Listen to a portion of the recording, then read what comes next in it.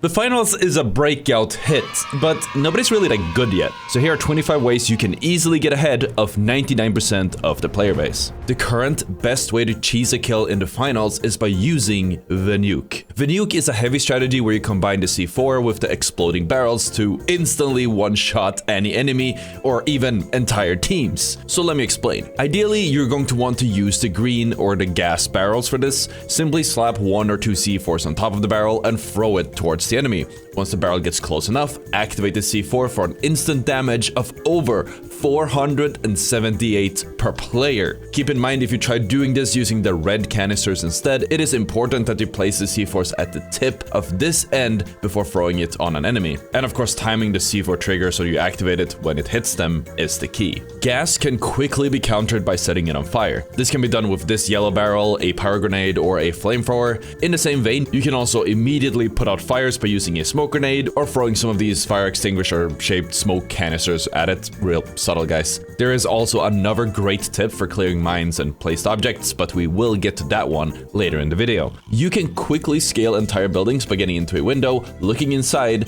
jumping while strafing backwards, and then looking up while holding forwards to grab onto the ledge and get on the next floor. This can be done for every window in a building, and in some cases, you can jump out from the window and turn around midair to climb up on the very roof as well.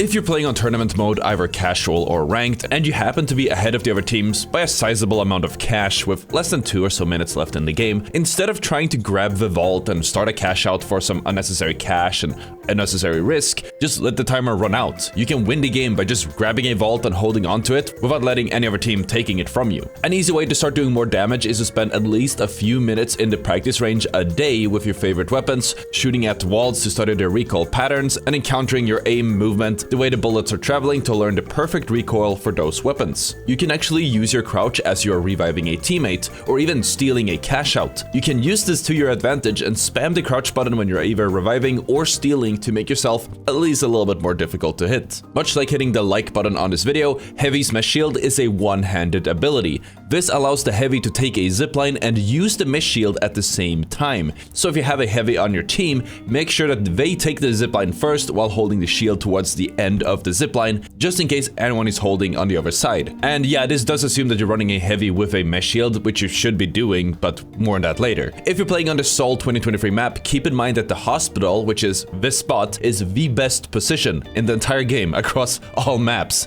If a cash box spawns on that side and you have the chance to take the vault there, do it. Any enemy team that wants to push that point has to cross a large open area with no cover or go through a bridge that you can just blow up. So if the enemy team is holding the hospital, just give up and focus on the other cash box instead. If you're playing a medium build and you're running a defibrillator, which by the way you should be doing, the most optimal way to get a revive on a teammate in a risky position, you know, other than picking up their statue and reviving them, is bringing up and rubbing the defibrillators together before immediately running and sliding, activating the defibrillator on your teammate, and then jumping straight back into cover as you get back up. Also, of course, make sure to follow this up with a healing beam if you can. If you're in a tournament or a ranked game, for the sake of your team's economy, it is incredibly important to always value your own and your team's life. Wiping out is expensive, so if both of your teammates get wiped and you get the chance to, try to hide and respawn your teammates once the enemy team has left. If you don't get a chance to revive, like the enemy team doesn't move, or even worse, find the last remaining player, then your teammates could use their coins just to buy back, especially before that last player dies, to avoid your team from taking that 30% hit to their overall cash. That being said, if your team gets wiped early in the tournament before you've even managed to capture any cash out or meaningful cash, you may be better off getting killed or even jumping off of the map to reset the entire team at the same time without wasting one of these precious coins and then trying again. If you want to play better and find like-minded players who can communicate with you on voice, who will follow the meta and play the right compositions and do the right things, you will need to find a pre-made group to play with. It's actually insane how much of an advantage a pre-made team has compared to a full team of randoms. Thankfully, you can always look for a group in my Discord at discord.gg/Ottr. I'll also link it in the description. If a target is any closer than about 5 meters away from you, and in some cases, depending on the weapon, up to 10 meters away from you, you should probably not aim down sights. Instead, hipfire and stay on the move while strafing as much as you can. Hell, if the enemy starts slowing down and aiming down sights themselves, start throwing in the occasional crouch too. This makes you near impossible to hit, and you're close enough to hit most of the shots anyways. Currently, when it comes to the way the game is played on most levels, most teams will always try to be the first ones ones to grab the vault and the first ones to start the cash out. The problem with that is going for the vault and carrying it away and capping it and then holding it. Each of these steps are incredibly risky. The enemy teams have your position and incentive to push you, and you will be busy with the vault. And unless you're playing on a point like hospital, like I mentioned earlier, it's not really worth it. You can find way better results by waiting for another team to swallow the frog, to grab the vault, maybe even start the cash out, maybe even get pushed by another team before you even join the fight yourself. But let's move on. As I promised before, here's a crazy trick to completely clear out placed objects. And it's really funny because the ABS turret will eat any projectile such as grenades, C4 and mines that enters its pretty short range. Cool, right? It turns out that for whatever reason, you can trick it into eating the same objects when they are firmly planted and active on the ground by attaching it to a throwable object like a chair or a plant, and then just swinging it around or throwing it straight onto something that's heavily mined like the cash out box. Crazy how that works, huh? If you struggle with using single fire weapons like the LH1 or V9S, start taking a small moment in between every shot. This will completely reset the recoil for almost,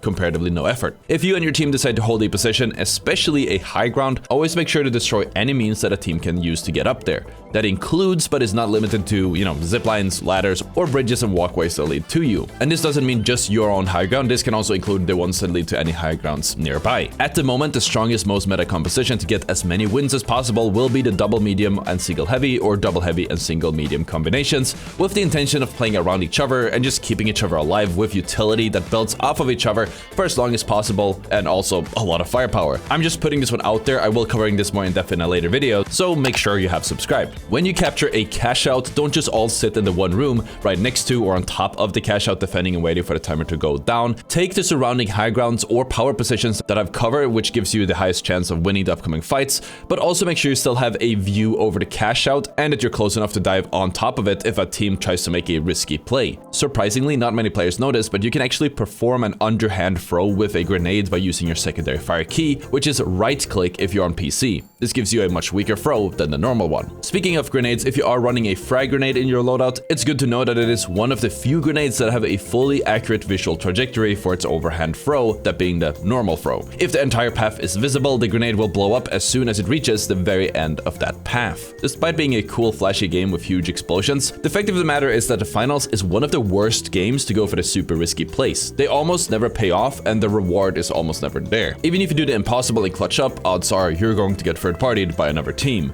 Playing the slow, methodical, and sometimes boring game will net you so many more wins than just pushing recklessly. Due to the way cash out rewards are set up, where you get 10k for the first cap and 15k for the next one, in many cases, you might be better off never going for the capture on the first cash out unless you manage to grab both vaults at the same time. Otherwise, just ignore that chaos, ignore that small game that the other teams are playing, maybe look for some kills while waiting for the third vault to open up instead and cap that one. And of course, this goes without saying, but I'll say it anyways, make sure to keep an open mind when you get wiped. I see so many players stubbornly clamoring that everything that beats them is overpowered, but surprisingly, other than some blatantly strong things, like the nuke we mentioned earlier, most of the equipment in the finals is pretty balanced, and they all have their own counter to them. Keep a level head, stay aware of what strats your enemies are using, and slowly but surely, you will pick up on how you can counter them and become better at the game. And finally, this last point really doubles down on that. If you want to be better than 99% of the players in the finals, make sure you actually know how the game works. Make sure to study it. At the very least, you should learn how things work.